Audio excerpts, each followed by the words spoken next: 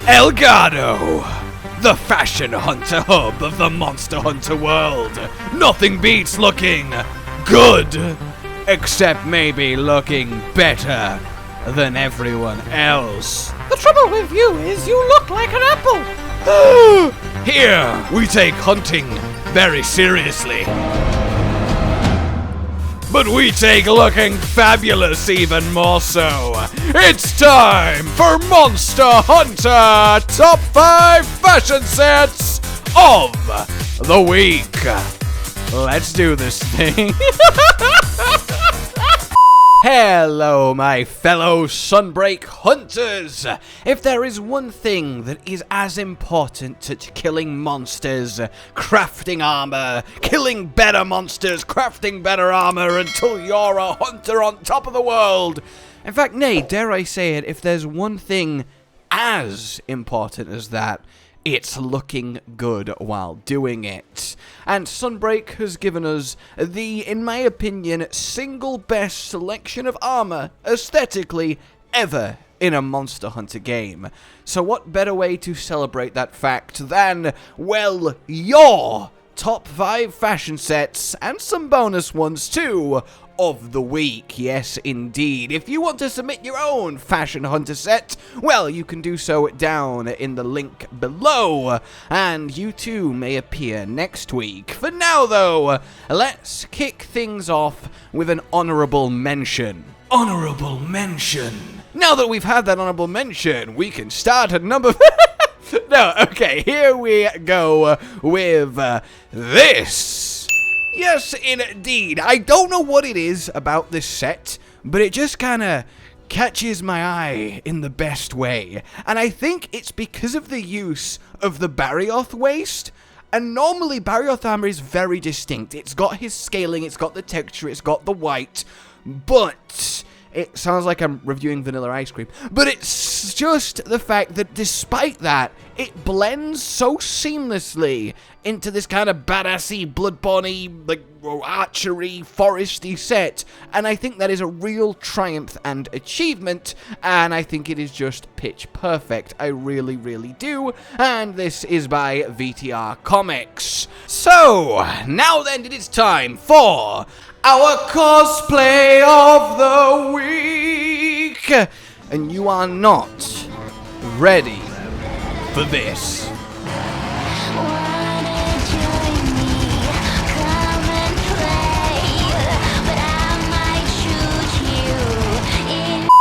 Is this not a masterclass of both fashion and cosplay, using both the weapon and the hair and the face editing makeup, the outfit itself, the colors are perfect. I can't remember too many cosplay outfits that are more on point than this wonderful Jinx by...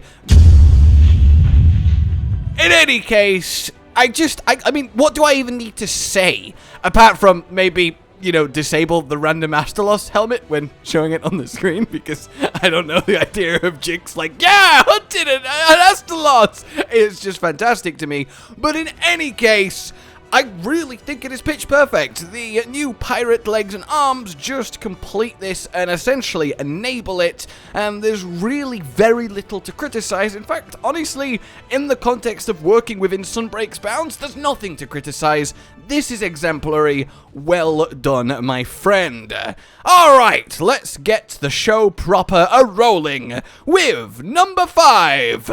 Sometimes I go downtown, climb a tree and don't come down and throw a bunch of pine cones at people. Yes, how could it not be on the first episode? A marriage made in heaven, a mixed set waiting to be mixed. It's half basil, half Seregios for a pinecone warrior, or pinecone passion as it's called by Kestrel Magic here.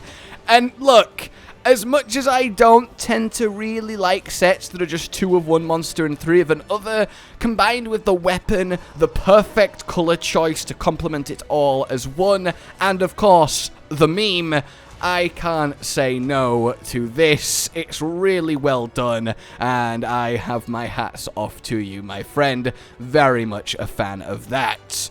Coming in at 4th place, then, well, we have this. And I don't know what it is about it, but I just can't help but look at it and be like, oh, that's so cool, right? It feels like pieces that shouldn't work and pieces that are generally hard to make work, but it kind of really does work. Using the Ludroth helmet as like Super Saiyan-y hair, kind of got that Super Saiyan 4 aesthetic, the half kind of Beast Man, which is really nice. And indeed, this is called the Beast Saiyan by Deadly Panda.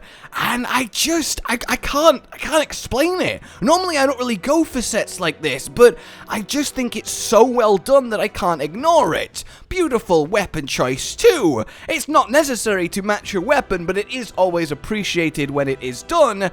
And I can just tell a lot of careful sliding of colors has gone into this, because that's what really makes it work, on top of choosing some very surprisingly fitting pieces of armor. So yeah, I am very, very impressed. Next up then, we have by Natsu, the Twilight Knight, also known as this week's winner of the 857 sets submitted using Geismagorm armor, because there are a lot of sets submitted using Geismagorm armor.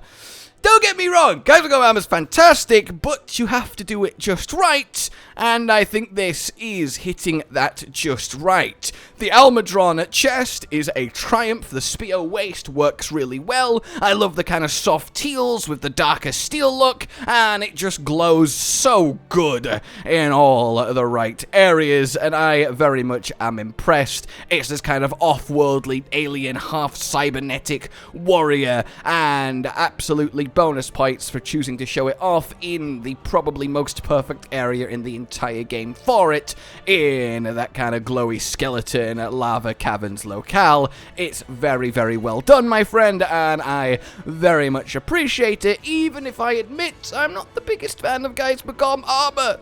I know! Coming in then at number 2, I'm so sorry. Holy shit! This is...